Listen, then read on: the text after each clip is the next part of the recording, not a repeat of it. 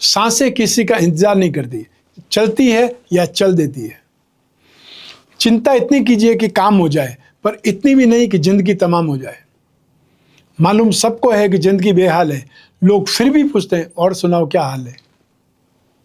नमस्कार, मैं हूं कमल श्रीमाली। आप सभी का स्वागत आपके अपने चैनल में और हमारे जीवन को सबसे अधिक प्रभावित करने वाले बृहस्पति के कर्क राशि में प्रवेश के इस विशेष एपिसोड में। यह एपिसोड आपकी राशि, नाम राशि अर्थात मून साइन पर आधारित है। एक छोटी सी अपील है आपसे कि आपका यह चैनल और इसका हर एपिसोड आपके जीवन में सुख, शांति, समृद्धि के लिए हमारा प्रयास है। आप भी हमारे इस चैनल को सब्सक्राइब कर, शेयर कर, कमेंट कर, लाइक कर, हमारा स्वागत कर, सहयोग करें, हमें भी अच्छा लगेगा। ज्योतिष शास्त्र में बृहस्पति पूर्व जन्म के कर्म, धर्म, दर्शन, ज्ञान और संतान का प्रतिनिधित्व करते हैं। बृहस्पति के उच्च होने पर प्रगति, समृद्धि प्राप्त होती है और बृहस्पति के प्रभाव से व्यक्ति का वैवाहिक जीवन सुखमय हो जाता है। बृहस्पति आर्थिक रूप से संपन्नता प्रदान करते हैं और संसाधनों में वृद्धि भी करते हैं। बृहस्पति मानव की भौतिक क्षेत्र में उन्नति नहीं करते, अपितु आध्यात्मिक क्षेत्र में भी ज्ञान की चरम सीमा तक पहुंचा देते हैं। देवगुरु बृहस्पति जब राशि परिवर्तन करते हैं तो इसका असर ज्ञान, वृद्धि, शिक्षा, संतान, दान और पिता पुत्र संबंधों इन सभी पर पड़ता है। बृहस्पति फर्स्ट, फिफ्थ, नाइन्थ और 10th भावों के कारक ग्रह हैं। इन 4 भावों में स्थित बृहस्पति आपको धर्म, अर्थ, काम और मोक्ष, यह 4 प्रकार के पुरुषार्थ प्रदान करते हैं। बृहस्पति ग्रह को शुभता का प्रतीक माना जाता है। महिलाओं के लिए इसे पति का कारक और पुरुषों के लिए बृहस्पति को धन का कारक माना गया है। आपकी राशि से अर्थात चंद्र लग्न से दूसरे, 5वें, 7वें, 9वें और 11वें भाव में गोचरवश आए हुए बृहस्पति हमेशा शुभ फल प्रदान करते हैं। शेष भावों में बृहस्पति का फल सामान्य या अशुभ माना जाता है। बृहस्पति वृद्धि के कारक हैं, इसलिए अच्छी या बुरी जो भी घटना होगी उसमें इनका योगदान वृद्धि कारक ही होता है। तो आइए अब बात करते हैं बृहस्पति के गोचर समय काल की। ज्योतिष शास्त्र की गणना के अनुसार देवगुरु बृहस्पति 18 अक्टूबर 2025 को शाम 7:45 पर कर्क राशि में प्रवेश करेंगे, जो देवगुरु बृहस्पति की उच्च की राशि है। उच्च राशि में आकर के बृहस्पति प्रबल बलवान होंगे। कर्क राशि में बृहस्पति मात्र 48 दिन अर्थात 5 दिसंबर 2025 तक रहेंगे। इन 48 दिनों में ही बृहस्पति उन्नति, प्रगति, समृद्धि की झलक दिखला देंगे और बृहस्पति वापस आएंगे कर्क राशि में 1 जून 2026 से लगा करके 30 अक्टूबर तक। लेकिन 11 नवंबर 2025 को बृहस्पति कर्क राशि में वक्री हो जाएंगे और 11 मार्च 2026 को मिथुन राशि में आकर के मार्गी हो जाएंगे। आइए अब बात करते हैं आपकी राशि कुंडली के विश्लेषण की। बृहस्पति आपकी राशि और 10th भाव के स्वामी है और आपकी मीन राशि से शिक्षा और संतान भाव में गोचरवश प्रवेश करेंगे। बृहस्पति के इस राशि परिवर्तन से भाग्य भाव अर्थात 9th हाउस, लाभ भाव 11th हाउस और आपकी राशि भाव 1st हाउस पर दृष्टिपात होने से ये भाव विशेष रूप से प्रभावित होंगे। आपको 29 मार्च 2025 से शनि की सरस्वती का दूसरा चरण अर्थात जो सेकंड फेज होता है, मिडिल फेज होता है, वो स्टार्ट हुआ है और शनि का यह गोचर आपको बहुत मजबूत बना देगा, ये मैं आपको गारंटी दे सकता हूँ। इस एपिसोड में हम आपकी मीन राशि पर बृहस्पति के गोचर परिवर्तन का क्या क्या इम्पैक्ट आएगा उसके बारे में विश्लेषण करेंगे। साथ ही आपके कार्य व्यवसाय, आपकी आर्थिक स्थिति, वैवाहिक जीवन, आपका घर परिवार, शिक्षा और स्वास्थ्य पक्ष के बारे में भी विश्लेषण करेंगे। आपकी मीन राशि के जातकों को बृहस्पति अपनी राशि से 5वें भाव में प्रवेश करने से आपके सुख और आनंद में वृद्धि करेंगे। आपको हर कार्य में सफलता मिलने लगेगी और आपको उच्च पद की प्राप्ति हो सकती है अर्थात हायर पोस्ट पर आप जा सकते हैं। बिजनेस में उन्नति दिखाई देगी और कोई फिक्स प्रॉपर्टी या जो स्थिर लाभ होता है वो आपको मिलने वाला है। घर में मांगलिक उत्सव हो सकते हैं। संतान में पुत्र जन्म की संभावनाएं बढ़ सकती है। आर्ग्यूमेंट पावर, साथ ही सूझबूझ, समझदारी में वृद्धि होगी। फ्यूचर ट्रेडिंग के सेक्टर में आपको लाभ मिल सकता है और आपके खुद के गुणों में, सद्गुणों में वृद्धि हो सकती है। जो स्टूडेंट्स हैं उनको शिक्षा में पॉजिटिव रिजल्ट्स मिलेंगे। आपके अंदर सही विचारों का जन्म होगा। धर्म, कर्म, अध्यात्म, चिंतन और सामाजिक रूप से उत्तम विचारों का जन्म होगा, जिससे आपको अपने किए हुए जो नेगेटिव कार्य है, गलत कार्य है, उन पर पश्चाताप होगा। प्रेम संबंधों में यह गोचर अनुकूल रिजल्ट देगा और आपके रिश्ते को मैच्योर बनाएगा, परिपक्व बनाएगा। हो सकता है कि आपकी नौकरी में बदलाव आए या आप दूसरी नौकरी आपको पहले से अधिक आर्थिक उन्नति वाली मिले। लेकिन जब बृहस्पति वक्री होंगे अर्थात 11 नवंबर 2025 से 11 मार्च 2026 तक, तब अस्पताल के खर्चे होंगे, अनएक्सपेक्टेड फाइनेंशियल लॉस हो सकता है, अपमान असंभव हो सकता है, और प्रेतक संपत्ति जो पेरेंटल प्रॉपर्टी है उससे संबंधित कोई विवाद खड़ा हो सकता है। आइए अब बात करते हैं आपकी नौकरी, आपके कार्य व्यवसाय की। बृहस्पति के इस गोचर में आप जॉब स्विच कर सकते हैं, जहां आपको अपनी प्रतिभा, अपना हुनर, अपनी काबिलियत दिखाने का मौका मिले। इससे आर्थिक उन्नति तो देखने को मिलेगी। आपके मन में सही विचार आएंगे, आपकी डिसीजन पावर बहुत बेटर होगी और उनसे आपके सभी काम बनने लगेंगे। नौकरी और व्यवसाय में लाभ की अच्छी संभावनाएं बनेगी और कई नए कार्य भी आप इस अवधि में पूरे करेंगे। आप चाहें तो इस समय में इन्वेस्टमेंट भी कर सकते हैं। लेकिन 11 नवंबर 2025 से 11 मार्च 2026 तक जब बृहस्पति वक्री होंगे, तब नौकरी में आपके विरुद्ध कोई न कोई इंक्वायरी हो सकती है, कोई जांच पड़ताल हो सकती है, आपको मुकदमा में उलझाया जा सकता है। 7.5 अभी भी चल रही है, इसलिए चुनौतियां तो आपके जीवन में आएगी। वर्क प्रेशर झेलना भी सीखना पड़ेगा। आइए अब बात करते हैं आपकी आर्थिक स्थिति की। बृहस्पति की इस राशि परिवर्तन से नौकरी पेशा लोगों को आर्थिक सुधार मिलेगा, आपको अपने भाग्य का सपोर्ट मिलेगा और कई प्रकार के उलझनों को सुलझाने में आप कामयाब होंगे। नौकरी या बिजनेस में लाभ की अच्छी संभावनाएं बनेगी और जिन लोगों ने लोन के लिए अप्लाई किया है उन लोगों को लोन मिलने वाला है। आप किसी प्रॉपर्टी या नए वाहन की खरीदारी की प्लानिंग कर रहे हैं तो आप सफल हो सकते हैं। साझेदारी के व्यवसाय में अच्छा लाभ कमा सकते हैं। शेयर बाजार में इन्वेस्टमेंट या प्रॉपर्टी में इन्वेस्टमेंट करने या पारिवारिक जो व्यवसाय है वो शुरू करने के लिए भी ये सही समय है। 11 नवंबर 2025 से 11 मार्च 2026 तक जब बृहस्पति वक्री होंगे, तब नेम फेम को लेकर के सावधानी बरतें। आपके अपने लोग ही साजिश कर सकते हैं, मुसीबत में फंसा सकते हैं।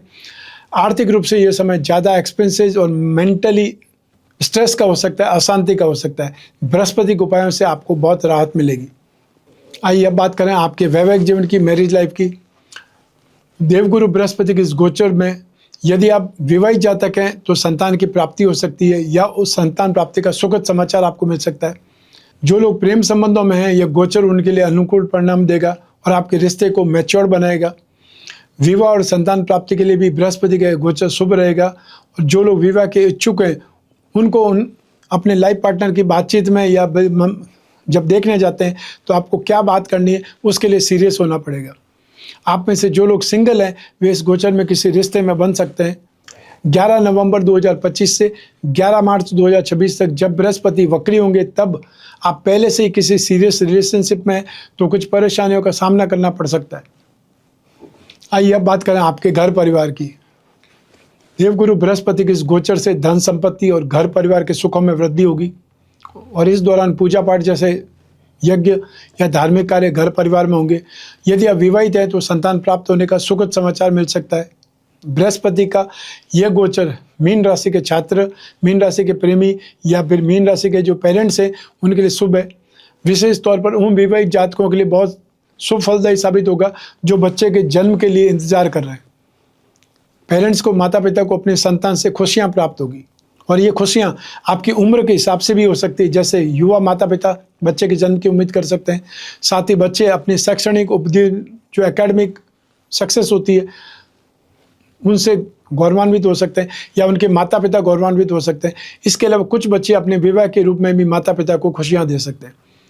लेकिन 11 नवंबर 2025 से 11 मार्च 2026 तक जब बृहस्पति वक्री होंगे, तब पारिवारिक जीवन में थोड़ी उथल पुथल रहेगी। संतान के संबंधित कुछ मतभेद होंगे या फिर संतान के द्वारा खर्चे बहुत ज़्यादा हो सकते हैं जो अनकंट्रोल हो सकते हैं।